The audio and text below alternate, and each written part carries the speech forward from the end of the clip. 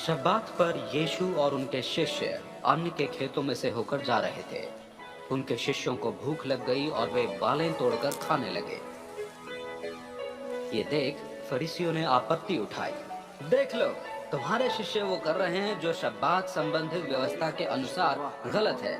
इस पर यीशु ने उन्हें उत्तर दिया, क्या आप लोगों ने उस घटना के विषय में नहीं पढ़ा जिसमें भूख लगने पर दाऊद और उनके साथियों ने क्या किया था? कैसे उन्होंने परमेश्वर के भवन में प्रवेश किया और दाऊद और उनके साथियों ने भेंट की वो रोटी खाई जिसे पुरोहितों के अलावा किसी का भी खाना व्यवस्था के अनुसार न था? या क्या आप लोगों ने व्यवस्था में ये नहीं पढ़ा कि मंदिर में सेवारत याजक शब्बात की व्यवस्था का उल्लंघन करने पर भी निर्दोष ही रहते हैं? किंतु मैं तुम्हें बता रहा हूँ कि यहाँ वो है जो मंदिर से बढ़कर है।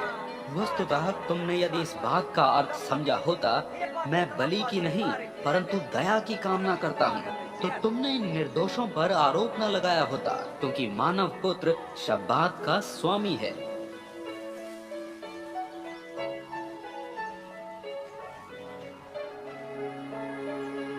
वहां से चलकर यीशु यहूदी सभागृह में गए।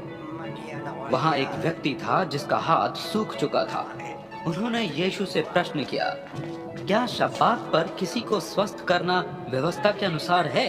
उन्होंने यह प्रश्न इसलिए किया कि वे यीशु पर आरोप लगा सकें। यीशु ने उन्हें उत्तर दिया, तुम में कौन ऐसा व्यक्ति है जिसके पास एक भेड़ है और यदि वो भेड़ शब्बात पर गड्ढे में गिर जाए तो वो उसे हाथ बढ़ाकर बाहर न निकाले? एक भेड़ की तुलना में मनुष्य कितना अधिक कीमती है। इसलिए शब्बात पर किया गया भला काम व्यवस्था के अनुसार होता है। तब यीशु ने उस व्यक्ति को आज्ञा दी, अपना हाथ आगे बढ़ाओ। उसने हाथ आगे बढ़ाया।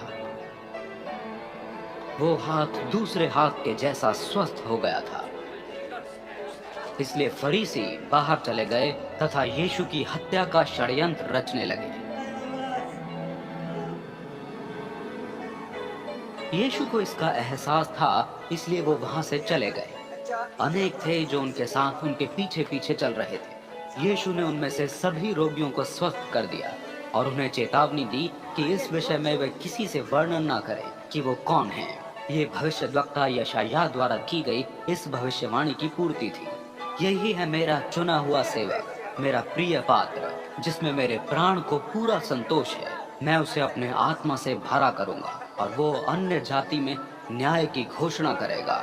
वो न तो विवाद करेगा, न ऊंचे शब्द में कुछ कहेगा और न ही गलियों में कोई उसका शब्द सुन सकेगा। वो तब तक कुचले गए सरकंडे को तोड़कर ना फेंकेगा और ना बुझते हुए दीपक को बुझाएगा जब तक वो न्याय को विजय तक ना पहुंचा दे। उसकी प्रतिष्ठा में अन्य जातियों के लिए आशा होगी।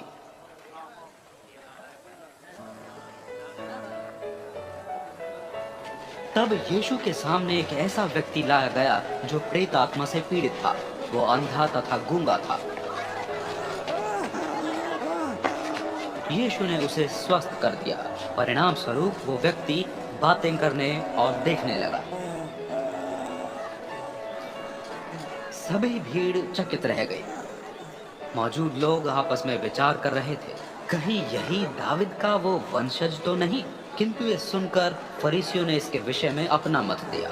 ये व्यक्ति केवल प्रेतों के प्रधान शैतान की सहायता से प्रेतों को निकाला करता है।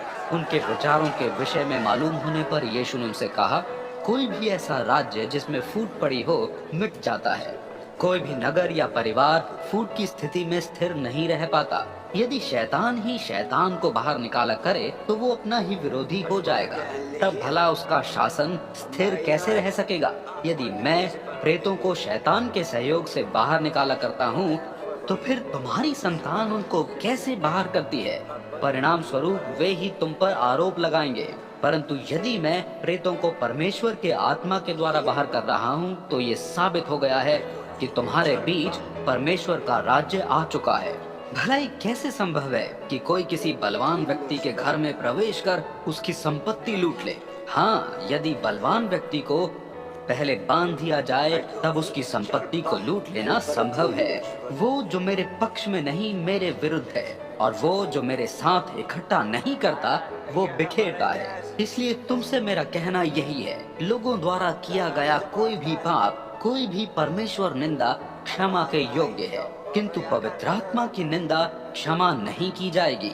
यदि कोई मनुष्य के पुत्र के विरुद्ध कुछ कहे, उसे क्षमा कर दिया जाएगा, किंतु यदि कोई पवित्र आत्मा की निंदा में कुछ कहता है तो उसे क्षमा नहीं किया जाएगा, ना तो इस युग में और ना ही आने वाले युग में। यदि पेड़ अच्छा है तो फल भी अच्छा ही होगा, और यदि पेड़ अच्छा नहीं है तो उसका फल भी अच्छा नहीं होगा। पेड़ अपने फल से पहचाना जाता है। अरे तुम जो विषैले सांप की संतान हो, भला तुम्हारे बुरे होने पर तुम्हारे मुख से अच्छी बातें कैसे निकल सकती हैं? क्योंकि मुख से वही मुखरित होता है जो हृदय में भरा होता है। भला व्यक्ति स्वयं में भरे हुए उत्तम भंडार में से उत्तम ही निकालता है, तथा बुरा व्यक्ति स्वयं में भरे हुए बुरे भंडार में से बुरा।